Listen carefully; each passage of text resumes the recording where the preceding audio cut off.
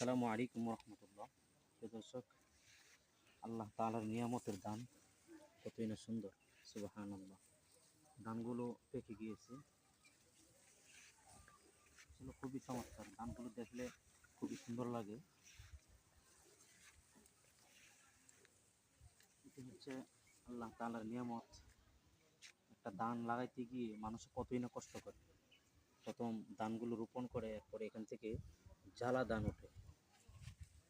জ্বালা ধান ওঠে, হ্যাঁ। এরপরে সেখান থেকে উঠিয়ে নিয়ে এসে, হ্যাঁ, ট্রাক্টর দিয়ে আলবাই, এরপরে এটাকে মাটিতে রোপণ করে।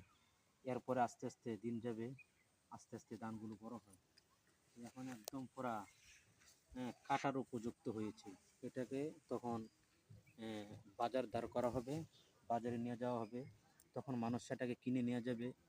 এখান থেকেই আল্লাহ তাআলার মানুষের জন্য রিজিক। কারণ কোরআনুল কারীমের মধ্যে আছে, ওমা মিন দাব্বাতিন ফিল আরদি ইল্লা আলাল্লাহি রিজকুহা। কারণ রিজিকের মালিক হচ্ছে একমাত্র আল্লাহ।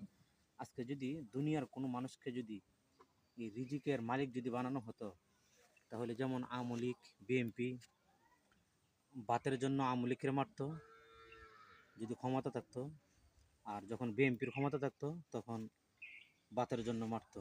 এভাবে প্রত্যেকটি মানুষই এক একটি দল যখন ক্ষমতায় যেত, তখন এক দল আরেকজন দলকে ভাতের জন্য তাকে দুনিয়া থেকে একদম চিরতরে নিঃশ্বাস শেষ করে দিত। তো এই জন্য রিজিকের মালিক একমাত্র আল্লাহ তাআলাই। রিজিকের বন্টন একমাত্র আল্লাহ তাআলাই মানুষকে দুনিয়াতে করে দিয়েছে। তো আমরা হতাশ হয়ে কোনো লাভ নেই।